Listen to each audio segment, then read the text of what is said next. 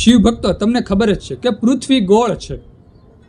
જ્યારે તમે ચાલવાનું શરૂ કરો, સીધી રેખામાં ચાલવાનું શરૂ કરો, જ્યાંથી ચાલવાનું શરૂ કર્યું ત્યાં જ આવીને ઊભા રહો છો. આ જ સાયન્સ છે, આ જ વિજ્ઞાન છે. પૃથ્વી ગોળ છે, જ્યાંથી તમે ચાલવાનું શરૂ કરો ત્યાં જ આવીને ઊભા રહો છો. તેવી જ રીતે શબ્દ જ્યારે તમે કંઈ પણ બોલો છો તે પણ ભ્રમણ કરી અને આપણી પાસે જ આવે છે.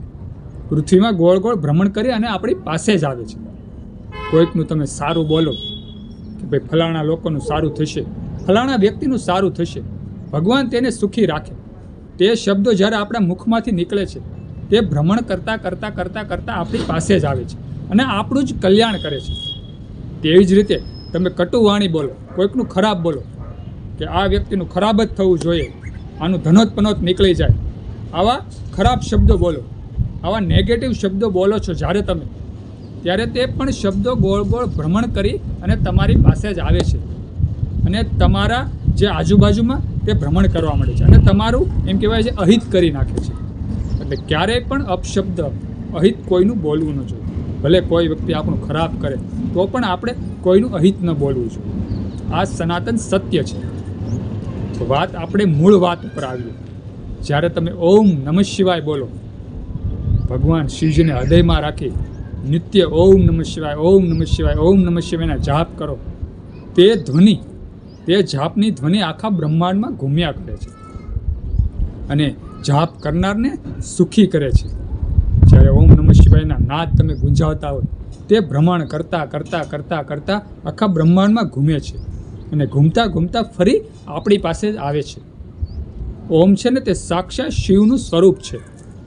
ઓમ નમઃ શિવાય જ્યારે આપણી નાભીમાંથી નીકળે ત્યારે એમ કહેવાય છે કે મહાદેવની જે શક્તિ છે તે એક્ટિવ થઈ જાય છે અને તે શબ્દરૂપી જે આપણી વાણી હોય છે તે ભ્રમણ કરતી કરતી જ્યારે આપણી પાસે આવે છે ત્યારે એમ કહેવાય છે કે શિવ તત્વ આપણી પાસે આવે છે.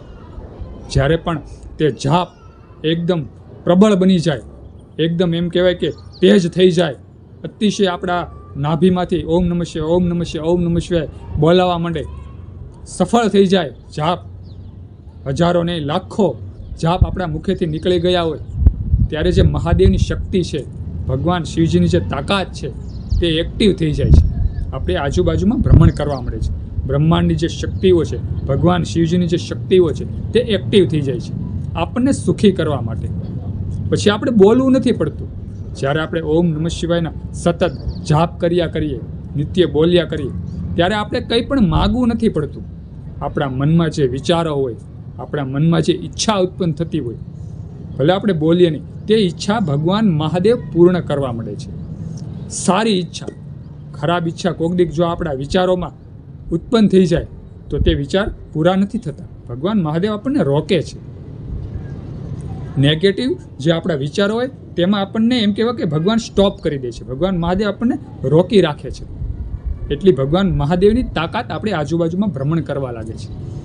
એટલે હંમેશા હું તો તમામ શિવભક્તોને અને હિન્દુ સનાતન ધર્મના દરેક લોકોને કહું કે ઓમ છે ને તે આપણો મૂળ મંત્ર છે. ઓમ નમઃ શિવાય છે ને તે આપણો મૂળ મંત્ર છે. ગમે તે મંત્ર હોય તેની આગળ ઓમ લગાડાય છે, ત્યારે જ તે મંત્ર એમ કહેવાય કે સફળ થાય છે. ભગવાન શિવ વગર એક પણ મંત્ર સફળ થતો નથી. કોઈ પણ લોકો, કોઈ પણ સાધુ હોય, કોઈ સંત હોય, તે મંત્ર જાપ બનાવે પોતાની એમ કહેવાય પોતાની તાકાતથી, પણ મંત્ર જાપની આગળ જો ઓમ ન લગાડે ને તો તે મંત્ર અધૂરો ગણાય છે. શિવ વગર કોઈ પણ મંત્ર હોય, કોઈ પણ તત્વ હોય, કોઈ પણ જીવ હોય, ભગવાન શિવ વગર અપૂર્ણ છે. ભગવાન શિવ એક પૂર્ણ છે. ભગવાન શિવને આપણે સાથે રાખી તો જ આપણે પૂર્ણ થયા કહેવાય, તો જ આપણા મંત્ર જાપ પૂર્ણ ગણાય. આ જ સનાતન સત્ય છે. તો શિવભક્તો આપણે નિત્ય ઓમ નમઃ શિવાયના જાપ કરવા જોઈએ. મૂળ મંત્ર ઓમ નમઃ શિવાય, તેના જાપ કરીએ તો આપણે સુખી થઈએ, આપણો પરિવાર સુખી થાય, આપણી આવતી પેઢી સુખી થઈ જાય, આપણું ભવિષ્ય ઉજળું થઈ જાય છે. તો સર્વ શિવ ભક્તોને, સર્વ હિન્દુ સનાતન ધર્મના લોકોને મારે એટલું જ કહેવાનું કે હંમેશા આપણે જે પણ બોલીએ તે વિચારીને બોલવું. કારણ કે આપણે જે પણ બોલીએ છીએ તે ગોળ ગોળ ભ્રમણ કરી અને આપણી પાસે જ આવે છે. આ સનાતન સત્ય છે. હંમેશા કોઈનું પણ આપણે ખરાબ ન બોલવું જોઈએ, કોઈનું પણ આપણે ખરાબ વિચારવું પણ ન જોઈએ. જેવા વિચારો તેવું જ આપણું જીવન થઈ જાય છે.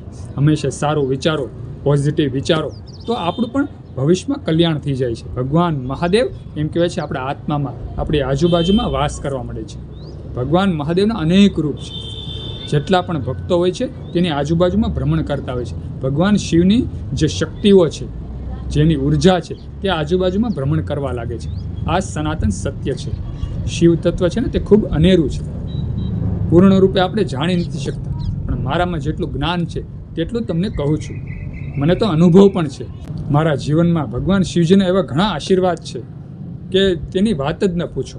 ભગવાન મહાદેવે મને ખૂબ દીધું છે.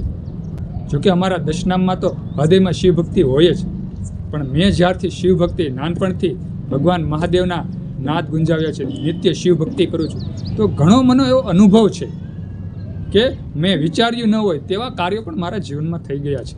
ભગવાન મહાદેવની કૃપા મારી પર નિરંતર વરસી ગઈ છે. તો શિવભક્તો, તમામ શિવભક્તોને મારે એટલું કહેવાનું, તમામ હિન્દુ સનાતન ધર્મના લોકોને મારે એટલું જ કહેવાનું કે હંમેશા શિવજીને હૃદયમાં રાખજો. હંમેશા ઓમ નમઃ શિવાયના જાપ બોલતા રહેજો. ઓમ નમઃ શિવાયના જાપથી સર્વ કાર્ય સિદ્ધ થઈ જાય છે. એવું એક પણ કાર્ય નથી જે ભગવાન શિવ અને ઓમ નમઃ શિવાયના જાપથી પૂર્ણ ન થાય. દરેક કાર્ય ભગવાન મહાદેવ પૂર્ણ કરે છે. બસ આપણે ભગવાન મહાદેવને હૃદયમાં રાખવાના છે. આપણું કર્મ કરવાનું છે, બધાનું સારું ઈચ્છવાનું છે, તો સદાય આપણું પણ કલ્યાણ થતું રહેશે. સુંદર આ વિડીયો ગમ્યો હોય તો વિડીયોમાં એક લાઇક આપજો. કોમેન્ટમાં હર હર મહાદેવ, હર ઓમ નમઃ શિવાય લખજો. અને આ વિડીયો બીજા હિન્દુ સનાતન ધર્મના લોકોને શેર કરી દેજો. બધા શિવભક્તોને, હિન્દુ સનાતન ધર્મના લોકોને મારા હર હર મહાદેવ, હર અને ઓમ નમઃ શિવાય.